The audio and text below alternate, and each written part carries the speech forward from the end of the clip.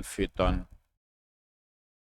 والصلاة والسلام على خير خلقه وأشرف بريته الذي سمي في السماء بأحمد وفي الأرضين بأبي القاسم محمد. اللهم صل على محمد وآل محمد وعلى أهل بيته الطيبين الطاهرين الذين أذهب الله عنهم الرجس وطهرهم تطهيرا. اللهم صل على محمد وآل محمد واللعن الأبدي على أعدائهم أجمعين. أما بعد فقال الله الحكيم بسم الله الرحمن الرحيم وأما السائل فلا تنهر وأما اليتيم فلا تقهر وأما بنعمة ربك فحدث. درود بھیجئے محمد وآل محمد پر. اللهم صل على محمد وآل محمد. مومنین کرام، یقیناً آپ تمام سامعین و ناظرین، خواتین و حضرات متوجہ ہیں انسان کی شریعت کے نظر میں انسان کی عملی زندگی کے حوالے سے 5 احکام ہیں جو ہمارے اوپر لاگو ہوتے ہیں. ان کو احکام خمسہ کہا جاتا ہے. واجبات جیسے 5 وقت کی نماز ہے، مستحبات جیسے 5 وقت کی نماز کے نوافل ہیں، 17 رکعت واجب فرض بھی جس کو کہتے ہیں، اور 2 17 34 یہ نوافل ہیں. اسی طرح روزے حرام، ان کی بھی طولانی فہرست ہے، قتل ہے، چوری ہے، وغیرہ وغیرہ. اور مکروہات جو کام نہیں کرنا چاہیے، کریں تو کوئی آخرت میں گناہ نہیں ہے، البتہ ان کے بعد دنیاوی نقصانات بتائے گئے ہیں، دنیاوی نقصانات بتائے گئے ہیں. اور مباح جس کا کرنا نہ کرنا یکساں ہو، اس کا نہ دنیا میں کوئی نقصان فائدہ ہے نہ آخرت میں کوئی نقصان فائدہ ہے. یہ میں گفتگو کے دوران کبھی ہاتھ ہلاتا ہوں کبھی نہیں ہلاتا، یہ ایک مباح کام ہے، مباح کام ہے. کچھ کام ایسے ہیں جو عام طور پر ہم لوگوں کا خیال ہوتا ہے کہ یہ ایک پسندیدہ کام ہے، اچھا کام ہے، کر لیں تو اچھا ہے، اللہ تعالیٰ اس کا اجر دے گا، ثواب دے گا. نہ بھی کریں تو کوئی حرج نہیں ہے، اللہ نہیں پوچھے گا کہ تم نے یہ کام کیوں نہیں کیا. ہم اس کو اس کیٹیگری میں لاتے ہیں. لیکن بعض روایات بہت ہی عبرت ناک قسم کی ہیں، خوفناک قسم کی ہیں، اور بڑی وہ ڈراؤنی ہیں. کل نہیں، میرے خیال میں پرسوں نماز ظہرین کے بعد جو ہمارا 15-20 منٹ کا مختصر درس ہوتا ہے، وہاں میں نے نمازیوں کو یہ روایت سنائی ہے امام جعفر صادق علیہ السلام کی. اللہم صلی علی محمد وآل محمد. اس سے پتہ چلتا ہے کہ نہیں، جو کام صرف ہم اس کو مستحسن، اچھا، پسندیدہ سمجھتے ہیں، قابل ستائش نہیں، اس میں کوتاہی کا اللہ تعالیٰ محاسبہ کرتا ہے اور مواخذہ کرتا ہے. اسماعیل بن عمار کہتے ہیں قلت لأبی عبداللہ، میں نے امام جعفر صادق علیہ السلام کی خدمت میں عرض کیا، المؤمن رحمت، بولا یہ فرمائیں ایک مومن دوسرے مومن کے لیے رحمت ثابت ہوتا ہے. قال نعم، ہاں، مومن مومن کے لیے رحمت ثابت ہوتا ہے. وہ کس طرح، کس انداز میں مومن مومن کے لیے رحمت ثابت ہوتا ہے؟ فرمایا وَأَيُّمَا مُؤْمِنٍ أَتَاهُ أَخُوهُ فِي حَاجَتِهِ، اور وہ عمل جس کو ہم صرف ایک مستحسن سمجھتے ہیں، کریں تو ٹھیک ہے، نہیں تو اللہ تعالیٰ نہ دنیا میں پوچھے گا نہ آخرت میں پوچھے گا جی وہ عمل مومن کی حاجت روائی ہے. ایک مشکل سے دوچار آدمی کو مشکل سے نکالنا ہے. اس کو ہم نے دیکھنا ہے کہ میں معصومین کے نظر میں یہ عمل کتنا اہم ہے اور اس میں کوتاہی وہ کتنی قابل مذمت ہے.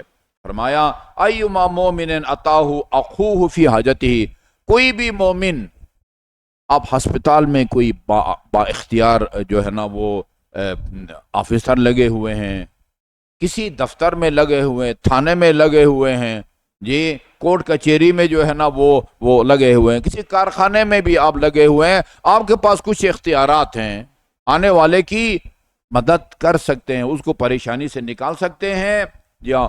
اور آپ کے پاس کوئی دوسرا مومن بھائی آپ کے پاس آتا ہے، آپ کے پاس جس کے پاس اختیارات ہیں، کسی ادارے میں جو ہے نا آپ کی تعینات ہیں، اور آپ کے پاس ایک مومن آتا ہے اپنا کام لے کے، حاجت لے کے اور مشکل لے کے، فَإِنَّ ذَلِكَ رَحْمَةٌ سَاقَهَا اللَّهُ إِلَيْهِ وَسَيَّبَهَا.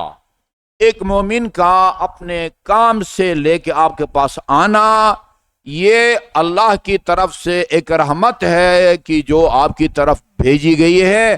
اب یہ آپ کا کام ہے کہ اس اللہ کی رحمت کو ویلکم کہتے ہیں یا اس کو ٹھکرا دیتے ہیں.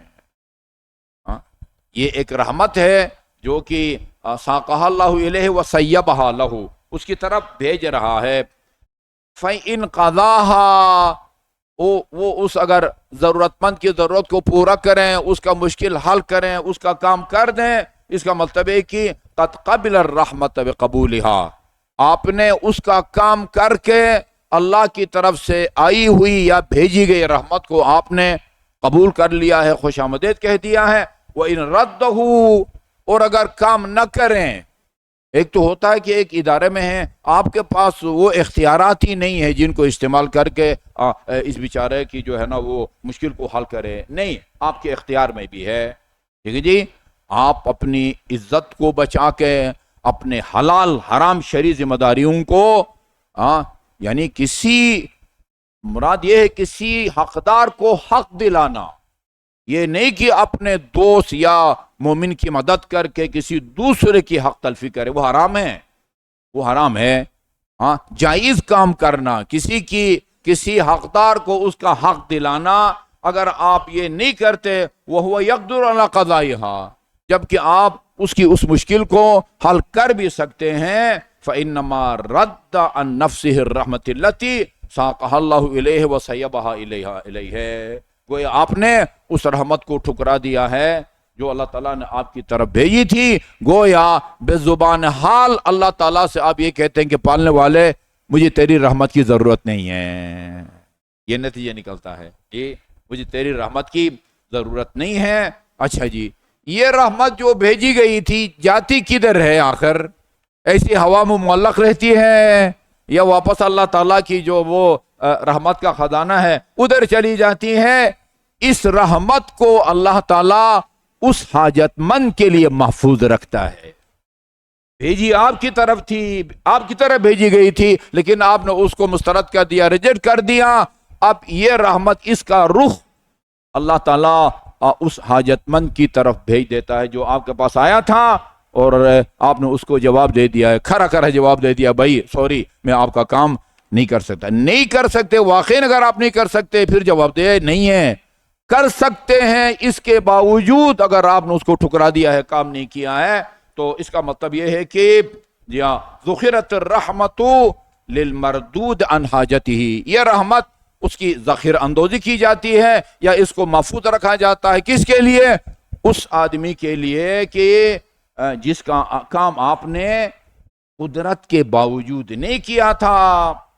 ومن مشى فی حاجت اخیہ ولم یناصحہ، اور ایسے بھی وہ جو ہے نا وہ سنجیدگی سے کوشش ہونی چاہیے.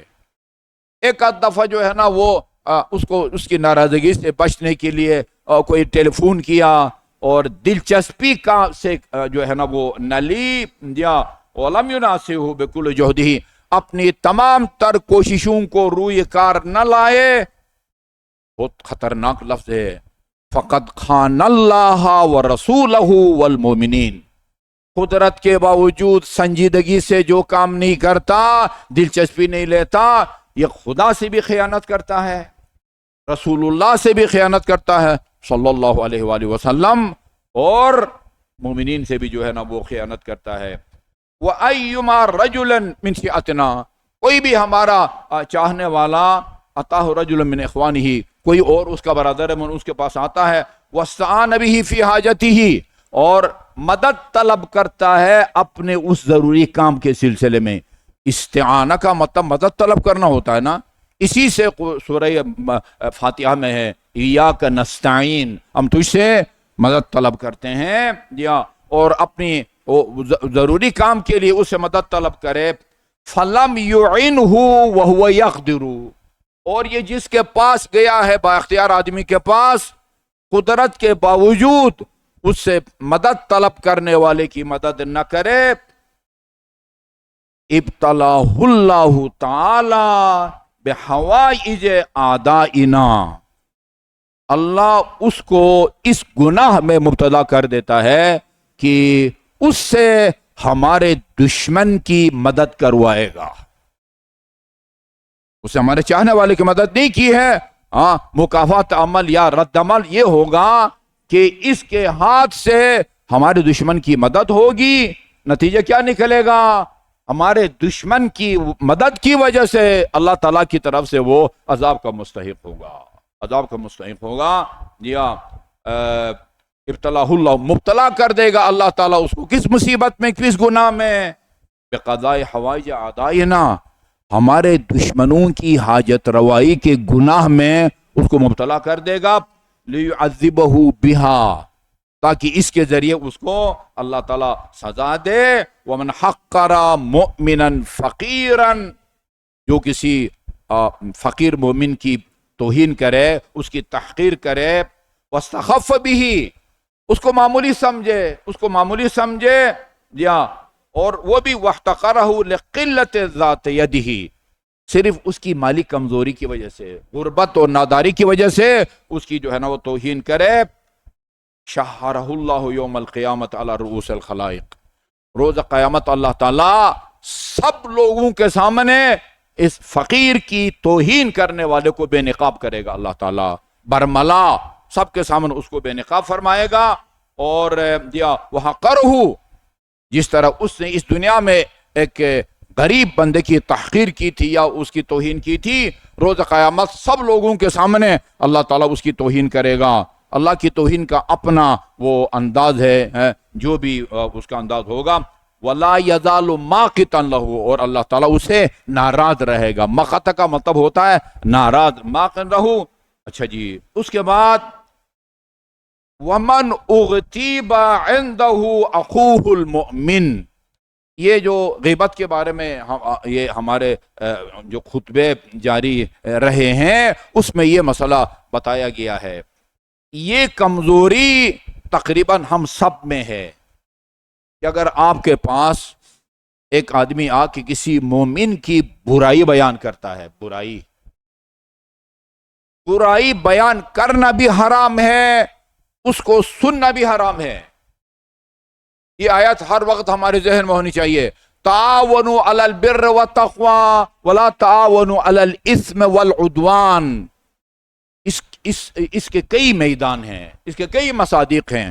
तावनु अलल बिर्र व तक़वा, कोई नेक काम करना चाहता है, वो काम करना चाहता है जो तक़वा का तकाजा है, आप खुल के उसका साथ दें, उसके साथ उसकी मदद करें। वला तावनु अलल बिर्र व अलल इस्म वल उद्वान। और अगर कोई गुनाह काम करना चाहता है, नशई के पास जो है ना वो हेरोइन खरीदने के लिए पैसा खत्म हो गया है, आप उसकी मदद करें, ये हराम है। वला तावनु अलल इस्म वल उद्वान, उद्वान जुल्म, सितम, ज्यादती। ये गुनाहगार की मदद के कई तरीके हैं, गुनाहगार की मदद के कई तरीके हैं। एक आदमी स्टेज पर आके गलत गुफ्तगू करता है, गलत रिवायतें पढ़ता है, लोगों को गुमराह करता है, کھلم کھلا نماز کے خلاف بولتا ہے. نماز کے خلاف بولنا یہ بغاوت ہے، خدا کے خلاف بھی، رسول کے خلاف بھی، قرآن کے خلاف بھی، ائمہ معصومین کے خلاف بھی. خدا قرآن میں فرماتا قد افلح المؤمنون الذین هم فی صلاتهم خاشعون.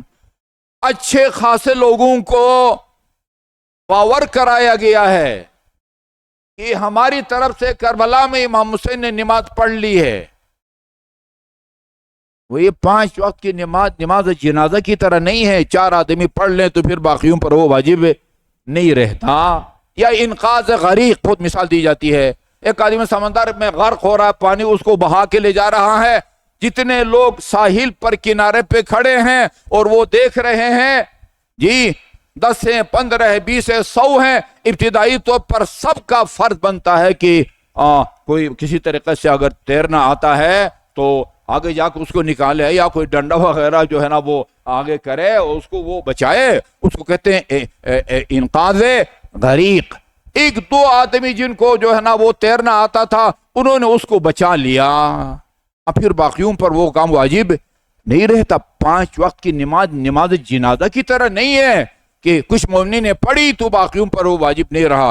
امام حسین نے کربلا میں جنگ صفین میں تلواروں کے سائے میں تیروں کی بارش میں اگر امیر المومنین نے نماز پڑھی ہے، وہ آپ لوگوں کی طرف سے نہیں پڑھی ہے، وہی نماز پڑھی ہے جو علی کے اوپر واجب تھی. سید الشہداء نے اپنی نماز پڑھی ہے، میری اور آپ کی نماز نہیں پڑھی ہے. یہ بہت سارے لوگوں کو یہ باور کرایا گیا ہے ان بعض گمراہ اور گمراہ کن لوگوں کی طرف سے کہ بھئی امام حسین نے جو ہے نا نماز پڑھ لی ہے، وہ اشہد انک قد اقمت الصلاۃ وآتیت الزکوٰۃ.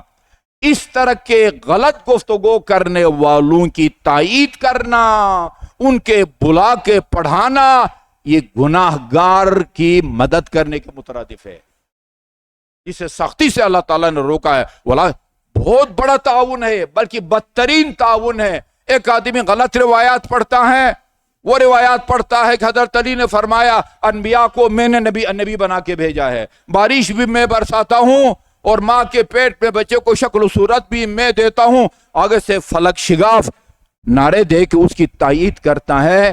جتنا یہ خود غلط روایتیں، یہی روایت اگر وہ رمضان المبارک میں پڑھے اس کا روزہ ٹوٹ جاتا ہے. جو بات علی نے نہیں کہی غلط علی کی طرف نسبت دو یا خدا کی طرف یا رسول کی طرف. اس طرح کھانے پینے سے روزہ ٹوٹ جاتا ہے، اسی طرح معصوم کی طرف غلط نسبت کے نتیجے میں روزہ ٹوٹ جاتا ہے. ایک مجلس میں جب یہ میں نے بات کی، ایسی عذرا ہے جو ہے نا وہ تفنن، ایک مومن نے کہا آقا صاحب ایسے بندے روزہ کہاں رکھتے ہیں؟ ان کے ٹوٹنے کا خطرہ بھی. کھلم کھلا بولتے ہیں نماز کے خلاف، کھلم کھلا بولتے ہیں. میں آپ کو ذمہ داری سے ایک بات کرنے لگا ہوں، برائی سے روکنا اسی طرح واجب ہے جس طرح نماز واجب ہے نا. آپ کے فروع دین میں ہے نا، نماز ہے، روزہ ہے، حج ہے، زکوٰۃ ہے، جہاد فی سبیل اللہ ہے، امر بالمعروف ہے، نہی منکر ہے، تولا ہے، تبرہ ہے، یہ 10 چیزیں ہیں نا. برائی سے روکنا اسی طرح واجب ہے جس طرح نماز واجب ہے، روزہ واجب ہے، حج واجب ہے استطاعت کی صورت میں. جی جو آدمی غلط گفتگو کرنے والے گمراہ اور گمراہ کن کو نہیں روکتا نہیں ٹوکتا، وہ ترک واجب کر رہا ہے، وہ تارک الصلاۃ کی طرح گناہگار ہے. جس طرح نماز نہ پڑھنے والا گناہگار ہے، اسی طرح لوگوں کو گمراہ کرنے والے کو نہ روکنے والا نہ ٹوکنے والا بھی جو ہے نا وہ گمراہ ہوتا ہے. کس کو نہیں پتا کہ اسلام میں نماز فرض ہے، اور ایک آدمی کھلم کھلا آ کے ممبر حسینی سے نماز کے خلاف بولتا ہے، ہزاروں کا مجمع اس کو داد دے کے اس کے ساتھ گناہ میں برابر کا شریک ہوتا ہے. یہ اس کا معاون ہے، اس کو پڑھانے والا دعوت دینے والے بھی گمراہ ہے اور اس کو داد دینے والا بھی گمراہ ہے، اور پڑھنے والے بھی جو سارے کے سارے جو ہے نا گناہ میں غرق ہیں. یہ اس کا اگر کسی کے پاس کوئی جواب ہے تو پھر مجھے سوشل میڈیا کے ذریعے یا بالمشافہ مجھے بتائیں. اچھا جی، فقری شاہ یوم اشہاد ومن اختیبہ. یہ میں عرض کر رہا تھا کہ جس طرح غیبت کرنا حرام ہے، گناہ کبیرہ ہے، غیبت کرنے والا فاسق ہو جاتا ہے، وہ نماز نہیں پڑھا سکتا، اسی طرح سننا بھی حرام ہے. یہ اخلاقی جرأت بہت کم لوگوں میں ہے. سب کو پتہ ہونا چاہیے کہ وہ غیبت جو حرام ہے، اور خدا نے قرآن میں سورہ حجرات میں اس کو مردار کے گوشت کھانے کی طرح قرار دیا ہے۔ وہ کہتے کسے ہیں؟ رسول خدا نے یہی فرمایا ہے نا، ان تذکر اخاک بما اذا سمعہ استکرہہ، اپنے برادر مومن کے بارے میں، اس کی شکل و صورت کے بارے میں، اس کے کردار اور کریکٹر کے بارے میں، اس کے لباس کے بارے میں، اس کے خاندان کے بارے میں ایسی بات کرو اگر وہ سن لے تو اس کو ناگوار گزرے۔ یہی غیبت ہے، یہی غیبت ہے۔ آپ کے سامنے کوئی کسی کی غیبت کرے، یہ اخلاقی جرات پیدا کریں کہ اس کو روکیں، ٹوکیں، کہیں کہ اپنے اوپر بھی رحم کرو اور ہمارے اوپر بھی رحم کرو۔ تمہیں پتہ ہے غیبت کے نتیجے میں کیا نقصان ہوتا ہے؟ تیری نیکیاں اس آدمی کے نامہ اعمال منتقل ہوتی ہیں جس کی تم نے غیبت کی ہے، اور وہ جس کی غیبت کی ہے اس کی برائیاں تیرے نامہ اعمال میں جو ہے نا، اپنے اور ہمارے اعمال کو خدا را برباد نہ کرو۔ آیت اللہ دستغیب نے اپنی کتاب گناہان کبیرہ میں لکھا ہے، غیبت سن کے خاموشی اختیار کرنے والے کا گناہ غیبت کرنے والے سے بھی زیادہ ہے۔ یہ اخلاقی جرات پیدا کریں، نہ دیکھیں کہ یہ باپ غیبت کر رہا ہے، ماں غیبت کر رہی ہے، بھائی غیبت کر رہا ہے۔ اب اگر کوئی دوست یا بیٹا غیبت کر رہا ہے تو اس کو روکنے کا انداز الگ ہوتا ہے۔ ماں باپ کسی کی غیبت کر رہے ہوں، ان کو روکنے کا، ہاں بابا یہ مولانا صاحب سے ہم سنتے تھے، یہ جو آپ بات کر رہے ہیں یہ کہیں غیبت کے زمرے میں تو نہیں آتا۔ وہ طریقہ ہوتا ہے نا، وہ اگلے کو، آپ کا مخاطب کوئی بھی ہے، اس کے مقام کو دیکھ کے، بیٹا ہو تو اس کو ڈانٹیں، ہاں، اور جو چھوٹا سا چپیٹ بھی لگا دیں، کوئی حرج نہیں ہے۔ اچھا جی، اور کسی مومن کی وہ مدد کرے، غیبت کرنے والے کو ٹوکے، فنصرہ، اور جس کی غیبت کی گئی ہے اس کی آپ مدد کریں، غیبت کرنے والوں کو ٹوک کے، اعانہ، اور اس کی مدد کرے جس کی غیبت کی گئی ہے، نصرہ اللہ فی الدنیا والآخرہ، اس ٹوکنے والے کی خدا دنیا میں بھی مدد کرتا ہے اور آخرت میں بھی مدد کرتا ہے۔ جی، وہ بتاتا نہیں ہے ٹیلی فون کر کے دیکھو بھئی یہ میں نے تمہاری مدد کی ہے، لیکن اعلان کر رکھا ہے اللہ تعالیٰ نے کہ جو کسی وہ غیبت کرنے والے کو روکے اور جس کی گئی ہے اس کی مدد کرے، دفاع کرے، اللہ اس کی دنیا میں بھی اور آخرت میں بھی۔ وَمَن لَمْ يَنْصُرْهُ، اور وہ جو آدمی غیبت کی جانے والے آدمی کی مدد نہ کرے، اس کا دفاع نہ کرے، جبکہ اس کو روک بھی سکتا ہے، خَذَهُ اللَّهُ، اللہ تعالیٰ اس کو رسوا کر دیتا ہے، وَحَقَّرَهُ فِي الدُّنْيَا وَالْآخِرَةِ، دنیا میں بھی خدا اس کو حقیر اور ذلیل کرتا ہے اور آخرت میں بھی اس کو ذلیل اور حقیر کرتا ہے۔ جو جس ادارے میں ہے، جس میدان میں ہے، جی جو اس کے پاس اختیارات ہیں ان کو جائز طریقے سے استعمال کر کے کسی حقدار کو کہ جو ہے نا وہ تک اس کا حق پہنچانا، یہ صادق آل محمد کے فرمان کے مطابق اللہ کی رحمت کو قبول کرنا ہے اور اس کو خوشامدید کرنا ہے۔ اللہ تعالیٰ تمام صاحبان اختیارات کو حاجت مندوں کی حاجت روائی کی توفیق عطا فرمائے۔ اعوذ باللہ من الشیطان الرجیم، بسم اللہ الرحمن الرحیم، والعصر ان الانسان لفی خسر الا الذین آمنوا وعملوا الصالحات وتواصوا بالحق وتواصوا بالصبر۔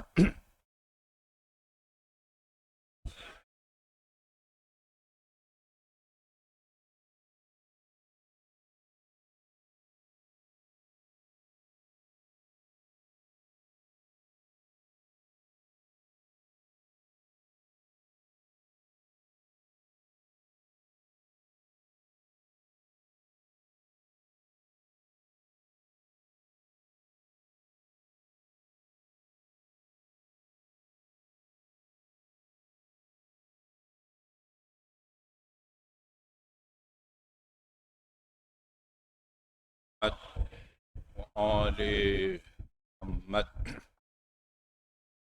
اعوذ باللہ من الشیطان اللعین الرجیم، بسم اللہ الرحمن الرحیم،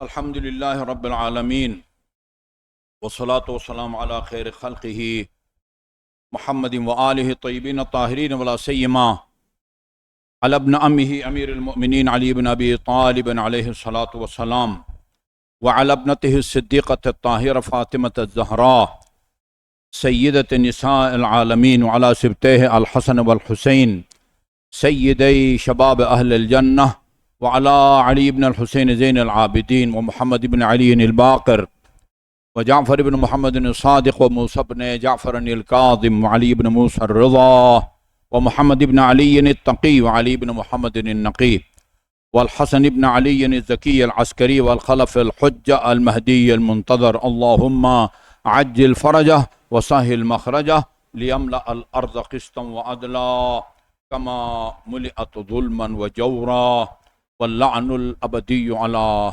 أعدائهم أجمعين.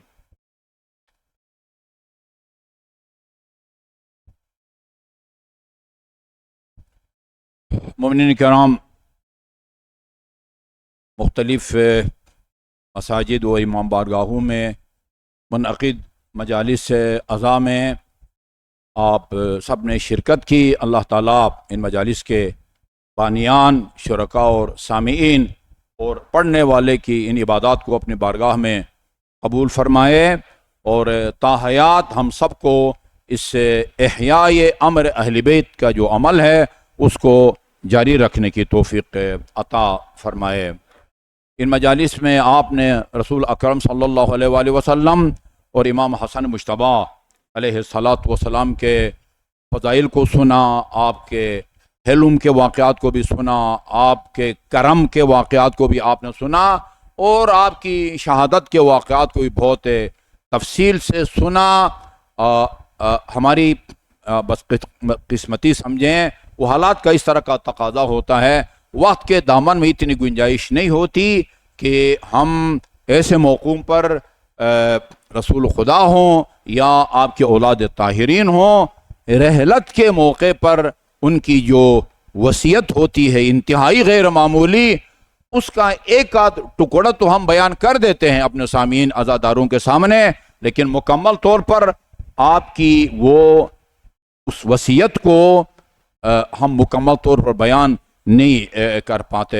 اور آپ کو یہ اندازہ ہونا چاہیے کہ امام حسن مجتبیٰ علیہ السلام نے یعنی اپنی شہادت سے پہلے آپ کے پاک جگر کے ٹکڑوں کا تشت میں گرنے کے بعد جو وصیت کی ہے، اس وصیت کی امام علیہ السلام کے نظر میں کتنی وہ اہمیت تھی، کتنی اہمیت تھی.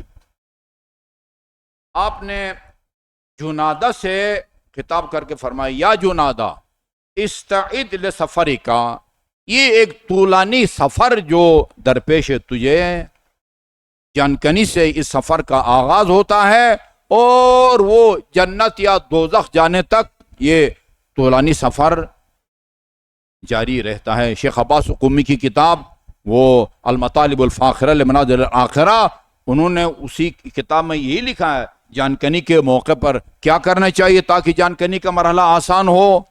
جی وہ قبر کی سختیوں سے بچنے کے کیا طریقہ ہے، عالم برزخ، میزان وغیرہ. یہ جو طولانی سفر ہے، حج پہ بھی آپ جاتے ہیں، زیارات کے لیے بھی جاتے ہیں تو اپنا سفر خرچ لے کے جاتے ہیں. پرانے زمانے میں کھانے پینے کی چیزیں لے جاتے تھے، ابھی آپ کے پاس روپیہ ہوتا ہے، ڈالر ہوتا ہے، پاؤنڈ ہوتا ہے، اسی کو اس ملک کے وہ جو ہے نا منی چینجر کے پاس جا کے تو چینج کراتے ہیں اور اپنی ضروریات زندگی کو کھانا پینا وغیرہ.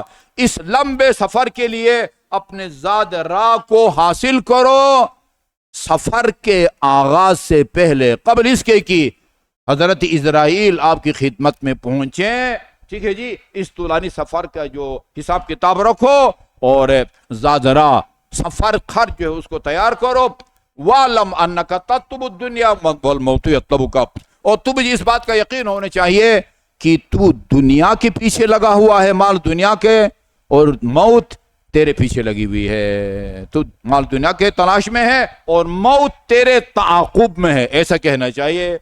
تو مال دنیا کی تلاش میں ہے، ادھر ہاتھ مارو ادھر ہاتھ مارو، اور موت وہ تیرے جو ہے نا وہ تعاقب میں ہے. جس طرح پولیس والے جو ہے نا ایک مجرم کے تعاقب میں ہوتے ہیں.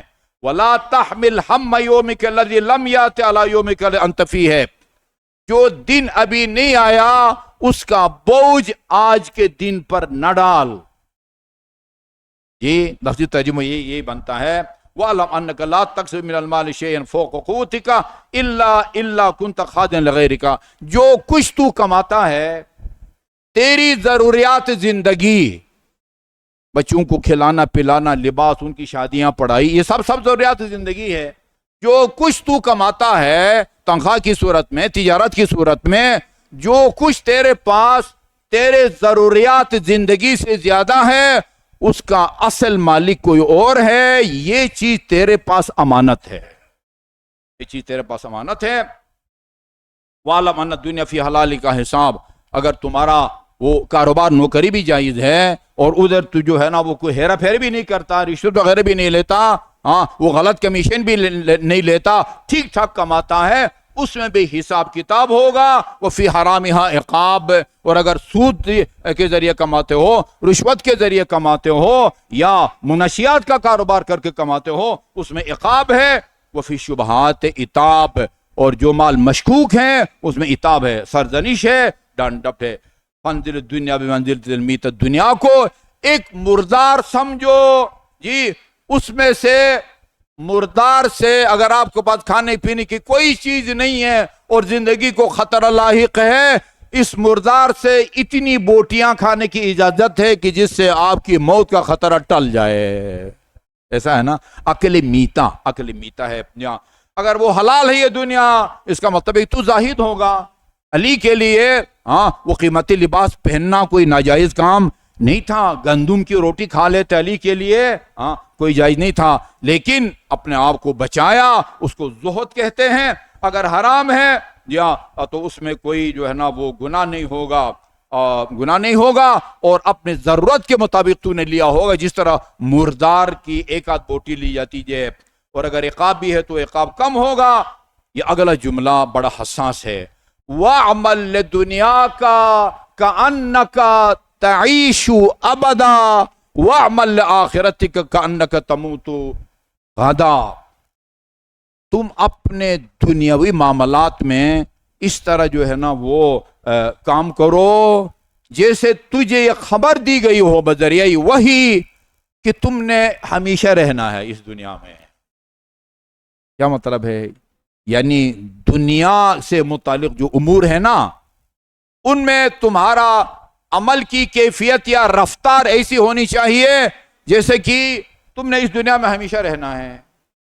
اس کا مطلب یہ کہ یعنی دنیاوی معاملات میں جلد بازی کی ضرورت نہیں ہے۔ یہ کہہ سکتے چلو بھائی یہ کام کل بھی کر سکتے ہیں، پرسوں بھی کر سکتے ہیں، ہفتہ بعد بھی کر سکتے ہیں، مہینہ بعد بھی کر سکتے ہیں۔ وَعْمَلْ لِآخِرَتِكَ كَأَنَّكَ تَمُوتُ غَدًا، اور آخرت کے معاملے میں اگر آپ کے ذمہ کسی کا حق الناس ہے، یا نماز آپ کے ذمہ قضا ہے، روزے آپ کے ذمہ قضا ہیں، حج آپ پر واجب ہو گیا لیکن ابھی تک نہیں کیا، اس میں اس طرح جلدی سے کام لو جیسے کسی معصوم نے تجھے خبر دی ہو کہ بھائی کل تیرے پاس جو ہے نا حضرت اسرائیل آنے والے ہیں۔ اس کو جو ہے نا ٹال مٹول کی جو ہے نا وہ پس پیش کی جو ہے نا وہ لے تو لال کی گنجائش۔ دنیاوی معاملات میں سستی کرو کوئی حرج نہیں ہے، لیکن وہ آخرت کے معاملے میں تیرے ذمہ حقوق اللہ ہیں یا حقوق الناس ہیں، ان کی ادائیگی میں تمہیں اتنا حساس ہونا چاہیے جیسے کہ تجھے بتایا گیا ہو، معتبر ذریعے سے معصوم نے تمہیں بتایا ہو، خدا کے دیے ہوئے علم کی روشنی میں۔ یہ معصوم لوگوں کو ان کی وفات کا سال، مہینہ اور تاریخ بتاتے تھے، وقت بتاتے تھے، ٹھیک ہے، انہوں نے بتایا ہوا ہو جی ہاں۔ اس کے بعد آپ نے فرمایا وَإِذَا أَرَدْتَ عِزًّا بِلَا عَشِيرَةٍ، تو اگر یہ چاہتا ہے کہ تیرا کوئی بہت بڑا قبیلہ خاندان نہیں ہے، کچھ لوگ ہوتے ہیں کہ ان کے جو ہے نا وہ اس خاندان یا قوم کے افراد بہت ہوتے ہیں، اب مجھے نہیں معلوم پاکستان میں کس قوم کے ہیں، بھٹی زیادہ ہیں، آوان زیادہ ہیں، فلان زیادہ ہیں، یا وہ فلان زیادہ ہیں۔ تو اگر یہ چاہتا ہے کہ تیرا کوئی بڑا عشیرہ خاندان نہ ہو، اس کے باوجود دنیا میں تو معزز اور محترم رہے، کوئی بڑا خاندان نہیں ہے، کوئی گمنام خاندان کا تو فرد ہے، اور تو یہ چاہتا ہے کہ میں اس دنیا میں معزز رہوں، وَهَيْبَةً بِلَا سُلطان، تیرے پاس کوئی اقتدار نہیں ہے، نہ کوئی جو ہے نا تو کوئی ایئر فورس کا کوئی بڑا ہے، نہ آرمی کا بڑا ہے، نہ نیوی کا بڑا ہے، نہ جو ہے نا وہ پولیس میں کوئی بڑا آفیسر ہے، اس کے باوجود اگر تو یہ چاہتا ہے لوگوں میرا روب رہے، لوگوں میں میرا روب دبدبا رہے، فخرج یا من ذل معصیت اللہ الی عز طاعت اللہ عز وجل، پھر اللہ تعالیٰ کی نافرمانی کی جو ذلت ہے نا اس سے نکل کے اللہ کی اطاعت کی عزت میں آ جاؤ۔ ہاں، پورے خاندان میں تو اکیلا بھی ہے، دنیا تیرا احترام کرے گی، تیرے پاس کوئی اقتدار نہیں ہے، پھر بھی ہاں معاشرے میں تیرا روب ہوگا، دبدبا ہوگا، کیونکہ معصوم کا فرمان ہے جو خدا سے ڈرتا ہے اللہ ساری دنیا کو اس سے ڈراتا ہے، اور جو خدا سے نہیں ڈرتا خدا اس کو بلی سے بھی جو ہے نا وہ ڈراتا ہے، ہر کسی سے اس کو ڈراتا ہے۔ یا اچھا جی،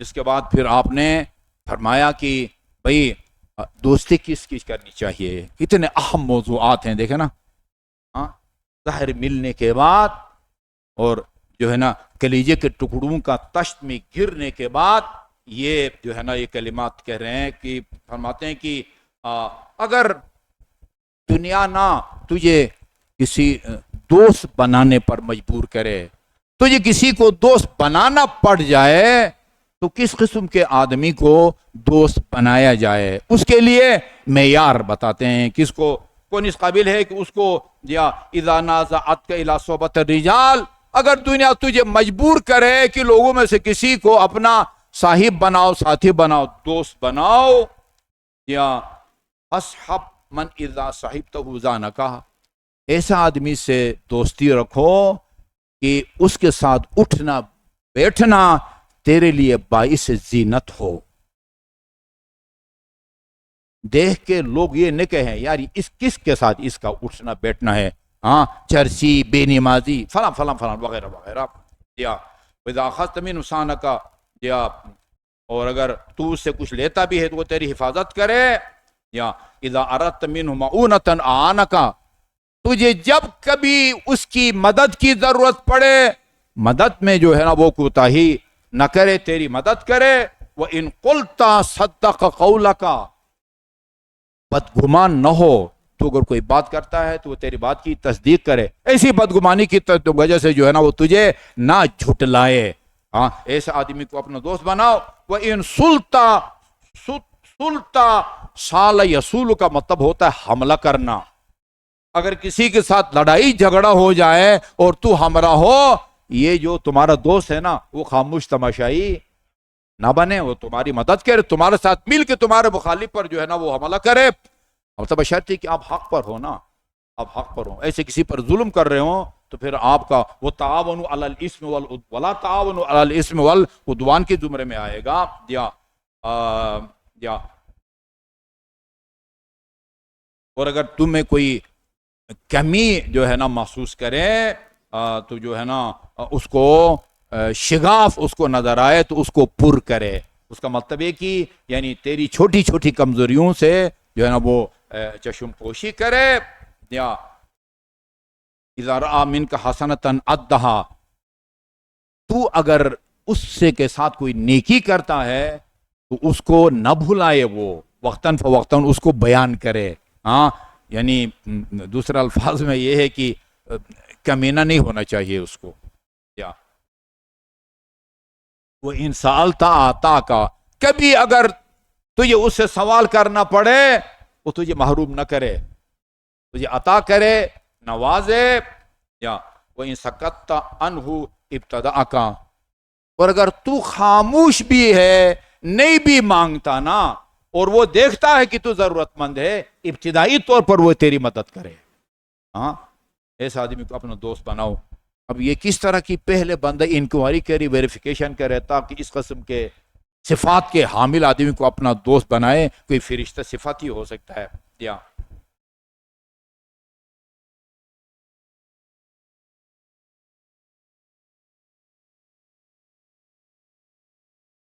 یہ بس ٹائم بالکل ختم ہو گیا ہے۔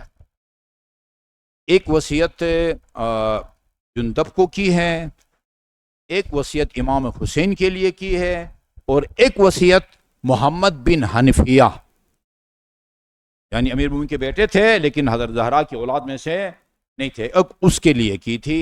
امام حسین والی وصیت جو ہے وہ آپ سب نے وہ سنی ہوئی ہے۔ میں جناب محمد حنفیہ کو جو آپ نے وصیت فرمائی ہے وہ بیان کرتا ہوں، چونکہ کچھ لوگوں نے امام حسن کے بعد محمد بن حنفیہ کو اپنے امام بنایا تھا۔ شیعہ فرقوں میں وہ کیسانیہ کہلاتے ہیں۔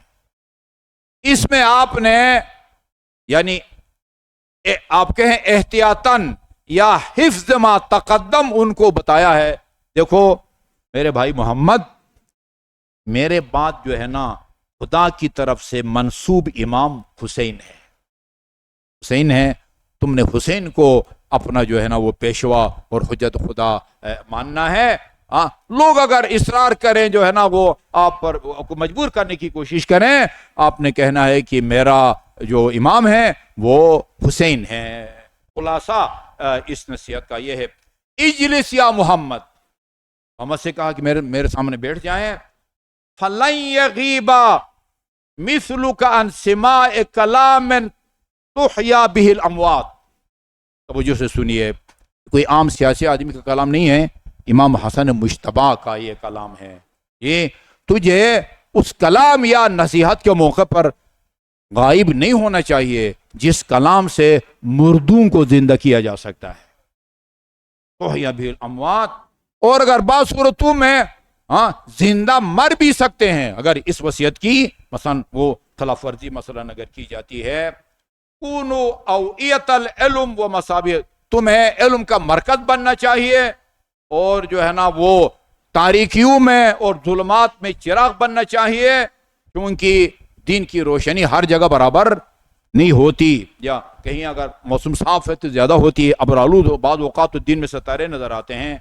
اما علمت ان اللہ، تمہیں معلوم ہونا چاہیے کہ اللہ تعالیٰ نے حضرت ابراہیم کی اولاد کو ائمہ بنایا ہے، بعض کو بعض پر فضیلت دی ہے، داؤد کو جو ہے نا وہ زبور دی ہے دیا، اور تجھے معلوم ہے کہ اللہ تعالیٰ نے ہمارے آخری نبی کو کن کن خصوصیات سے نوازا ہے۔ اے محمد بن علی انی لا خاف علیک الحسد، مجھے آپ کی طرف سے کسی حسد کا خطرہ نہیں ہے، آپ حسد نہیں کریں گے، کیونکہ یہ کفار کی جو ہے نا وہ صفت ہے۔ اللہ تعالیٰ نے کفارا حسدا من عند انفسهم بعد ما تبین لهم الحق، اللہ تعالیٰ نے حسد کو کافروں کی جو ہے نا وہ خصوصیت و نشانی قرار دی ہے۔